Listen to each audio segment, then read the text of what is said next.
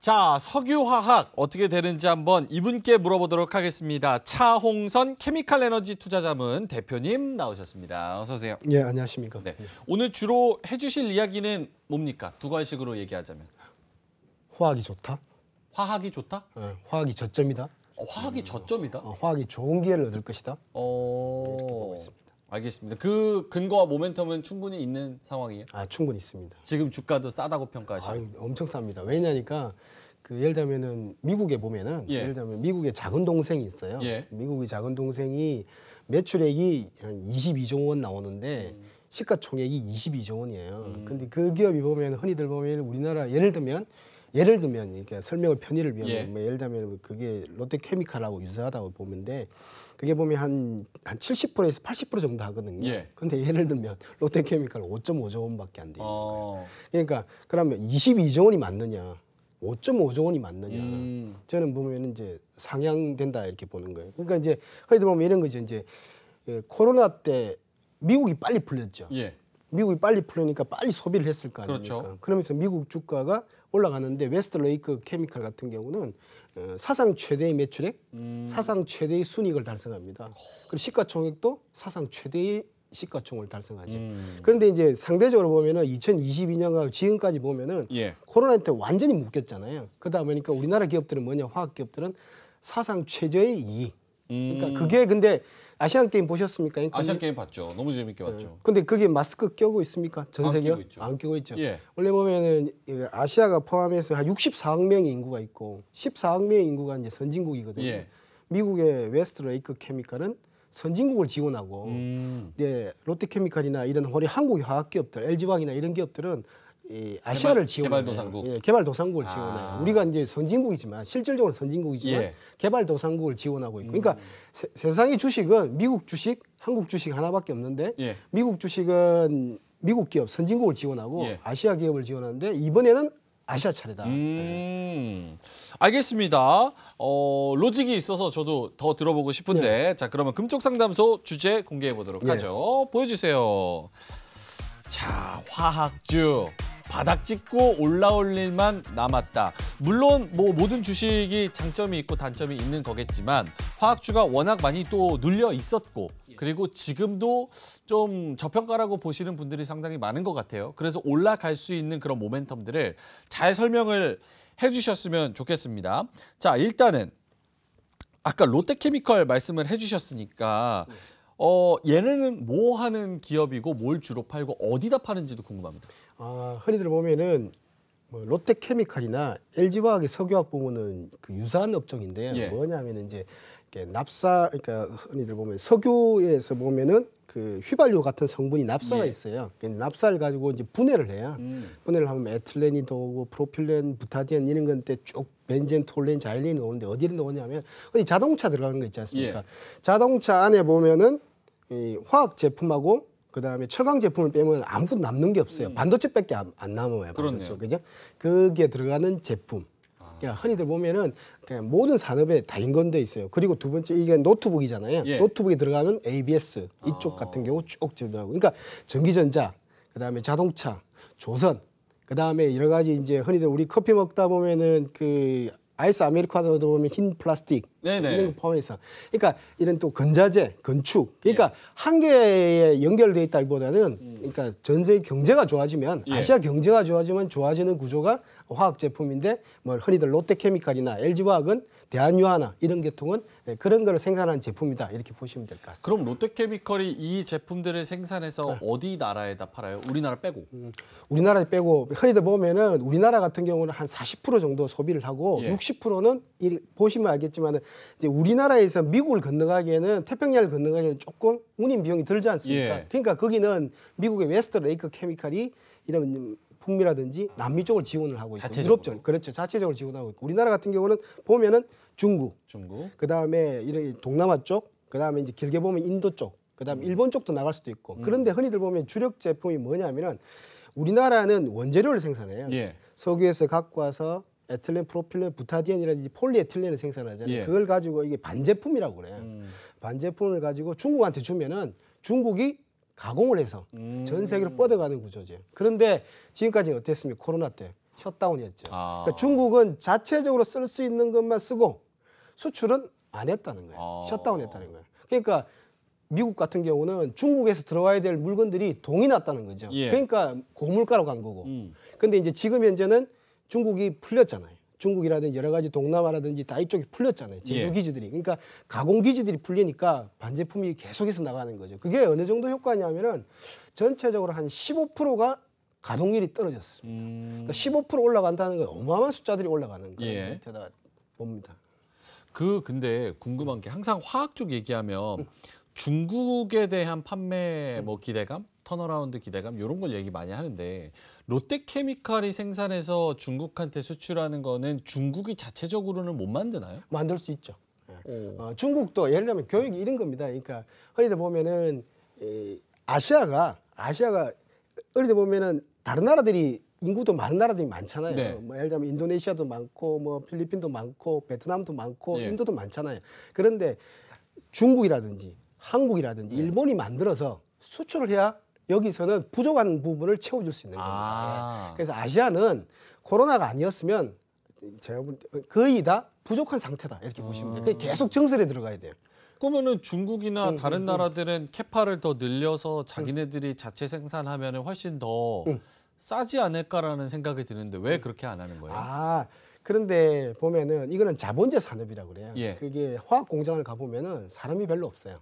그 소리는 뭐냐면은 한국에서 만드나 중국에서 만드나 예. 코스트는 유사하다 이런 거예요. 예. 근데 이제 흔히들 보면 중국 같은 경우가 지금 이제 계속 중국도 보면 중진국에서 이제 선진국으로 가려고 하는 거잖아요. 예. 그러다 보니까 자금률을 높여야 되겠다. 그러니까 100% 넘어가야 되겠다. 그러니까 어느 정도. 예. 그래서 이제 이 부족하면 안 되겠다. 그래서 지금까지는 조금 정설이 많았었죠. 아하. 2022년까지, 예. 2023년까지 많았는데 이제는 화학도 그렇고 철강도 그렇고 이제 자금률이 높아지다 보니까 중국이 내년에 보면은 흔히들 보면은 아시아 전체적으로 보면 세계 전체적으로 보면 900만 톤이 들어와야 돼요. 예. 그러니까 연희들 보면은 1년에 매년 9개 공장이 들어와야 되는데 내년에 3개 공장으로 뚝 떨어져요. 그러니까 이제 중국도 치울 만큼 치웠다. 이제 여기서부터는 수익성 위주로 가야 되겠다. 그렇게 보고 있습니다. 그거는 롯데케미칼한테 악재 아니에요? 그러니까 흔히들 보면은 서로가 이제 막 집기 경쟁, 공급 예를 들면은 수요는 올라가는데 예. 공급 과잉 쪽에 있다가 이제 더 이상 짓지 않으면 이제 공급이 부족한 쇼티 상태가 내년부터는 이제 발생하는 거죠. 지금부터 발생하고 있습니다. 가격이 올라가는 거 보면서. 알겠습니다. 그래서 롯데케미칼의 지금 주가 상태는 매우 저평가라고 보시는 건가요? 이 그림을 한번 보시면 되는데 예. 이게 보면은 제가 이제 설명의 편의를 위해서 말씀드릴게요. 이게 보면은 미국의 웨스트레이크 케미칼이 파란색이고요. 미국의 색깔입니다. 미국의 색깔이고 그 다음에 이제 붉은색이 같은 경우는 롯데케미칼인데 거기다 보면은 붉은색이 롯데케미칼이 파란색 위에 있죠. 위에 있는데 지금 현재 보면 딱 코로나 때 미국은 풀렸고 예. 아시아는 잠겼을 때 완전 역방향으로 나오는 거잖아요. 그러니까 둘 중에 하나는 이상한 거예요. 그런데 제가 볼 때는 미국의 웨스트레이크 케미칼이 정상적인 거예요. 원래 보면 코로나에 풀리게 되면은 여러 가지 흔히들 보면은 그 이연된 수요들, 흔히들 뭐 보복 수요라든지 많이 나오지 않습니까? 예. 사상 최대 이익과 사상 최대의 실적, 그다음에 이 주가 이게 맞는데 완전히 잠겼다는 거죠. 근데 지금 이제 이번에 보면 3분기 실적들이 발표되지 않습니까? 예. 쭉 발표되고 있는데 예를 들면 조그만 기업이지만 신호 체계를 만들어주는 대한유화 같은 경우는 적자에서 큰 폭으로 흑자 전환합니다. 자, 가동률이 올라가기 시작했다. 예. 그래서 많이 쓰기 시작했다. 드디어 코로나에서 풀렸다. 예, 이렇게 볼 수 있습니다. 근데 롯데케미칼 저도 네. 사실 저는 화학 뭐 굴뚝주 이런 거를 개인적으로는 그렇게 선호하지는 않습니다. 그래서 지금 뭐 이런 재무제표 같은 것도 자주 들여다보지는 않는데 지금 보니까 2020년부터 올해 실적까지 나와 있는데 롯데케미칼 기준 2020년 영업이익이 3,500억, 21년이 1조 5천억, 네. 근데 22년에는 마이너스 7,600억, 예. 그리고 올해도 역시나 적자폭은 줄었지만 마이너스 500억 정도 예상. 시총은 6조 4천억입니다. 예. 그러면 이게 물론 피어그룹으로 아까 웨스트레이크 말씀하셨지만 그렇게 보면은 싸 보이지만 요 자체로만 이렇게 뜯어보면은 특히나 중국 익스포저가 많이 변동성이 있는 상황에서 이게 마냥 절대적으로 쌀까 이런 생각이 좀 들긴 하네요. 자, 그래서 우리 앵커님 분석 잘하셨는데 웨스트레이크를 보니까 예. 매출액이 22조 원이다. 22조 그러니까 22조 원인데 영업이익률이 얼마 나오냐면은 15%가 나오는 겁니다. 그러면 3조가 넘어간다는 소리잖아요. 그렇죠. 그런데 그게 옛날에 뭐라고 그랬습니까? 70% 하는 동생이라고 그랬잖아요. 근데 미국도 전 세계 캐파에 영향을 받잖아요. 예. 근데 코로나에 확 풀리니까 3조 원을 달성하네. 근데 얘 롯데케미칼은 예를 들면 예. 웨스트레이크 케미칼의 캐파의 130%단 말입니다. 그럼 과연 그러면 피크 타임 때 얼마를 할까? 그러니까 지금 현재 작년까지 나왔던 적자를 보는 게 아니고 피크 타임 기준하고 지금 적자를 보면서 밴드를 맞추는 거죠. 그러니까 적자라고 해서 이렇게 그러니까 그 낮은 가격에 수렴하는 게 아니고 피크 타임 때 얼마나 넣을 수 있을까? 그런데 그 지표가 되는 기업이 미국 웨스트레이크 케미칼이라는 거예요. 저게 15%면 거의 유사한 공장이거든요. 휴스턴에 같이 합작한 공장도 있어요. 네. 둘이서. 그러면은 이 구조가 유사하다는 거잖아요. 그러면은 그리고 또 흔히들 보시면은 이게 보면은 고가, 반도체, 배터리, 바이오가 아니고 현재 중가잖아요. 네. 중가 제품 같은 경우는 흔히들 보면은 미국보다는 아시아가 더 성장하는 게 느껴지지 않습니까? 원래 보면은 1인당 GDP가 9,000달러일 때 가장 많이 활발한 게 화학하고 철강입니다. 근데 미국보다는 아시아다는 거죠. 예. 근데 아시아가 왜 이렇게 안 좋았을까? 가동률이 15%까지 왜 떨어졌을까? 왜? 코로나 때 아무도 이동하지도 못했다. 파이자 백신 맞은 지역이 없더라는 거죠. 그러니까 지금 현재 보면 그러니까 영업이익률 피크 타임 때 15%를 기준으로 밸류에이션을 잡으면 예. 저평가다 이렇게 보는 거죠. 알겠습니다. 2차 전지가 미래다님께서 채팅 남겨주셨는데요. LG화학 바이오 물질도 전 좋게 보는데 뭐 이렇게 말씀을 하셨는데 이런 미래 신성장 동력으로 이런 바이오 물질 뭐 이런 얘기도 굉장히 많이 하잖아요. 여기가 진행 상황이 어떻게 되고 실제로 실체는 있는 건지. 지금 흔히들 보면은 예를 들면 롯데케미칼도 보면은 양극재, 음극재, 분리막, 예. 그다음 동박까지 쭉 진출하고, 예. 그다음에 보면은 이제 첨단 소재도 진출을 하고, 그다음 LG화학 같은 경우도 2차 전지는 LG 에너지 솔루션으로 분할돼 있잖아요. 분할돼 있고 두 번째는 이제 신약 사업을 합니다. 그래서 제가 볼 때는 LG화학 같은 경우는 아베오도 인수를 했잖아요. 예. 그래서 제가 볼 때는 원래 보면은 LG화학이 미국 FDA 최초 1호 신약이 미국 LG화학이 먼저 받았어요. 네, 제가 볼 때는 그래서 보면은 이렇게 보시면 될 것 같아요. 그러니까 화학 업종 내 화학 기업들은 예. 이런 아까 좀 굴뚝 산업이라 하셨는데 예. 그거는 그렇게 보시면 안 되고 이게 보면은 흔히 보면 우리나라의 뭐 롯데케미칼이든지 LG화학이든지 SK이노베이션이 가장 성장 쪽에 집중돼 있다 이렇게 보시면 될 겁니다. 그런데 중요한 거는 테슬라는 매출액 대비 10배잖아요. 예. 근데 여기도 보면 우리나라 보면은 배터리 양극재 기업들도 보면은 매출액 대비 한 5배씩 받잖아요. 그런데 이 기업들 말고 다른 기업들 있잖아요. 화학 기업들 롯데케미칼이든지 LG화학이든지 SK이노베이션은 예를 들면은 실질적으로 보면은 배터리, 양극재, 음극재, 분리막 그다음에 동박까지 쭉 연결돼 있는데 매출액 대비 0.4까지도 있는 거예요. 그러면은 10배짜리 테슬라를 볼 거냐, 네. 0.4배짜리를 볼 거냐. 그런데 재밌는 거 제가 또 하나 말씀드리면 예. 예를 들면 롯데케미칼이 IR 자료를 발표했습니다. 예. 제가 28년을 봤는데 2030년도에 매출액이 50조 원 할 거다. 시가총액이 50조 원이라는 숫자가 IR 자료에 있어요. 한번 찾아보세요. 근데 거기에 보면은 흔히 첨단 소재라든지 그다음에 이런 2차 전지라든지 그다음에 이런 쪽 화학 부분도 증설을 많이 하거든요. 그래서 보면 이 올라간다 이렇게 보는 거예요. 그러니까 제가 볼 때는 흔히들 보면은 2차 전지라든지 바이오 이런 데서도 고르지만은 화학 기업들 우리나라 화학 기업들은 또 플라스틱에 또 재활용 사업도 참 많이 해요. 바이오 플라스틱도 많이 하고. 그래서 보면 미국 기업하고 또 다른 면이 있어요. 왜냐하면 끝없이 성장을 추구해요. 그런데 밸류에이션은 매출액 대비 시가총액이 0.4면 10배짜리를 살 거냐, 0.4배짜리를 살 거냐. 그러니까 거의 언더밸 저평가돼 있다 이렇게 보시면 될 것 같습니다. 알겠습니다. 그런 지금 우리나라 특히 우리나라 화학주들은 미래 성장 동력으로 굉장히 많은 에너지를 쏟고 있다. 알겠습니다. 그러면 요거 한번 여쭤볼게요. 오래 계셨고 그 부분은 또 많이 커버를 하시니까 이렇게 과하게 저평가받는다고 판단하시면 그 이유를 또 찾아보시려고도 노력을 하셨을 텐데 그렇죠. 왜 이렇게 디스카운트를 많이 받을까에 대한 자체적인 해답은 어떻게 보고 계십니까? 두 가지인데요. 예. 첫 번째는 코로나 때 그 BP 내지 적자를 들어가니까 예. 소외돼 버렸어요. 잊어버렸어요. 시장에서 잊어버렸어요.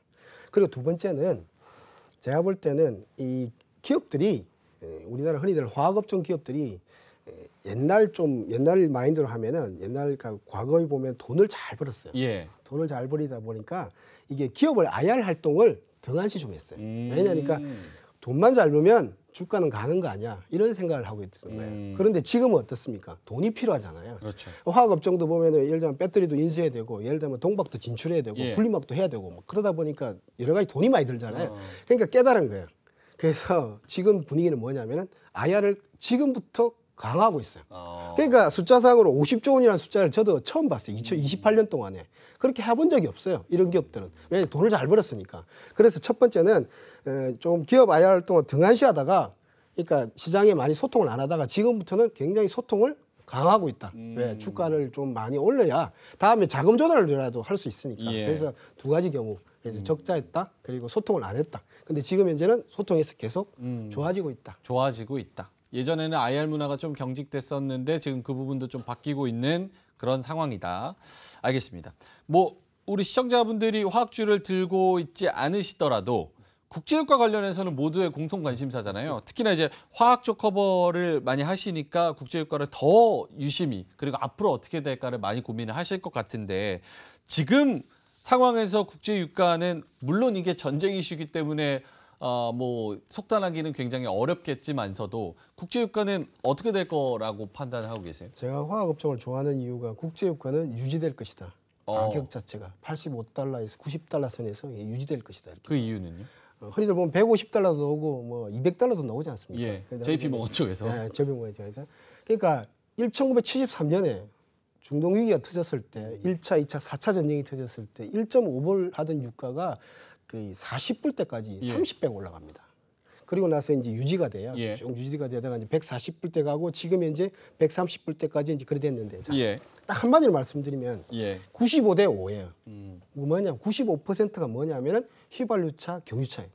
전 세계에 한 10억 대가 있습니다. 10억 대 중에 95%가 휘발유차, 경유차, LPG차예요. 예. 근데 1973년에는 100대 빵이었어요. 그럼 5%가 뭐냐면은 전기차예요. 지구상에 깔려 있는 전기차를 다 헤아려 보면 4,400만 대가 나와요. 올해 같은 경우에도 1,400만 대가 팔렸지 않습니까? 예. 네, 그럼 작년에 1,000만 대였잖아요. 그래서 거의 실질적으로 한 10억 대라고 보면 되는데, 그래서 4,400만 대 깔려 있기 때문에 95%에 5%이기 때문에 중동 국가도 이게 보면은 약간은 인위적인 면이 강하잖아요. 그런데 자, 유가를 만약에 급등하게 된다. 실질적으로 감산이라든지 지금 불안할 때 감산을 해버리면 유가는 올라갈 거잖아요. 그렇게 되면 어떤 일이 벌어지냐면은 8억 인구를 자랑하는 유럽, 예. 그다음에 한국, 일본, 그다음에 실질적으로 보면 중국이 50% 전기차를 하잖아요. 그렇죠. 그러면 어떤 일이 벌어지냐면은 수입국들이잖아요. 일제히 전기차를 키울 수가 있다. 그러면은 오히려 과유불급이라고 유가 조금 유가에서 얼마를 쓰느냐면은 우리가 전 세계적으로 1경원을 소비를 합니다. 예. 매년 숫자가. 근데 10%만 올라가면 1,000조 원이 되죠. 그러니까 1,000조 원을 더 낼 거냐? 그 국가들이 더 내야 돼요. 더 낼 거냐? 근데 전기차에 매년 들어가는 보조금이 얼마냐면 150조 원이에요. 예. 그럼 1,000조 대 150조 원 하면은 전기차 더 키워버리지. 근데 내년에 같은 경우는 테슬라 CEO가 얼마였냐면 처음에 50%가 될 줄 알았는데 테슬라 CEO가 28%라고 말하는 바람에 주가가 좀 빠졌잖아요. 예. 그럼 내년에 한 1,800만 대가 됩니다. 1억 대 중에 1,800만 대. 근데 신형차가 소비를 많이 하잖아요. 예. 자, 그렇게 계산을 해보면 중동 국가도 고민을 많이 하고 있는 것 같아요. 그러니까 사우디 같은 경우도 현재 유가가 좋다. 그다음에 우리가 만약 유가 올라가면 예. 증산할게. 그럼 러시아 같은 경우는 어떻습니까? 올라가면 좋잖아요. 근데 지금 현재 러시아가 우크라이나 전쟁하면서 유럽 쪽으로 석유하고 가스가 판매가 안 되고 있습니다. 예. 일시적으로. 그다음에 석유 시장에 복귀하고 싶은 거잖아요. 그럼 유럽을 달래야 되잖아요. 그래서 러시아조차도 어떤 말을 하냐면은 유가는 안정되는 게 좋겠다. 그러니까 석유 산유국이 보면은 러시아, 그다음에 이란, 그다음에 이란조차도 지금 현재 유가에 대한 이야기를 안 합니다. 예. 러시아, 이란, 그다음에 사우디 이런 세 개 국가가 보면은 조금 좀 이렇게 안정적으로 미국도 보면은 100달러를 근접하게 되면은 트럼프 대통령, 바이든 대통령 공통적으로 어디를 갔냐면 사우디로 갔어요. 예. 유가를 정산하자. 그런데 미국 같은 경우가 석유 시장에 40%를 판매를 하거든요. 그다음에 매장량이 한 18%가 사우디이기 때문에 예. 제가 볼 때는 이미 산유국의 입장이 보면은 옛날하고 틀렸다. 지금 현재 만약에 유가가 만약 위로 좀 많이 급등하게 되면 오히려 전기차가 확산되는 큰 계기가 전기차 수소, 태양광 풍력까지 이렇게 확산되는 계기가 되기 때문에 자, 결론적으로 말씀드리면 1973년하고는 완전히 판이 틀리다. 그래서 40년 동안 그때 석유를 소비하는 국가들은 이를 갈았다. 그 지금 현재 제일 큰 국가는 중국, 그다음에 한국. 예. 그러니까 어찌 보면 한국도 포지션이 중요합니다. 예. 우리가 전기차를 더 키울게. 그 내년에 보면 1,800만 대는 전 세계 등록 대수의 2%입니다. 예. 그래서 전기차가 이제 정상적으로 기대하는 것만큼 성장한다는 전제하, 그리고 국제 정세로 봤을 때는 유가가 안정적으로 관리될 가능성이 매우 높다. 예전에 오일 쇼크랑은 좀 다르다. 예. 알겠습니다.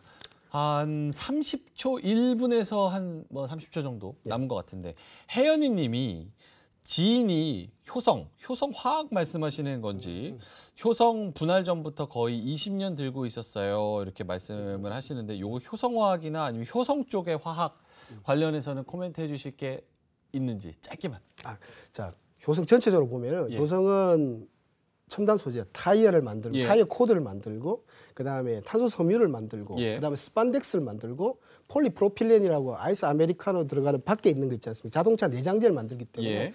효성 전체적으로 보면 화학주가 제가 볼 때 실적이 제 생각에는 전체적으로 많이 좋아질 것이다. 올해 같은 경우는 특히 또 베트남에 위치를 많이 하고 있지 않습니까? 베트남도 중국과 같이 셧다운을 많이 했거든요. 그래서 제가 볼 때는 저점을 찍고 실적 자체가 많이 올라갈 공산이 크다 이렇게 말씀을 드립니다. 알겠습니다. 이게 사실은 화학이 대표적인 경기 민감주잖아요. 그래서 이제 경기 침체가 오느냐에 대한 그런 부분도 여쭤보려고 그랬었는데, 그건 이제 마일드하게 지나간다는 조건을 달고 말씀을 해주신 것 같습니다. 자, 알겠습니다. 자, 그러면 화학 관련해서, 그리고 석유화학, 뭐 유가 관련해서 우리 케미칼 에너지 투자자문 차홍선 대표님과 함께했습니다. 오늘 말씀 고맙습니다. 감사합니다. 이로운 경제 채널 EBC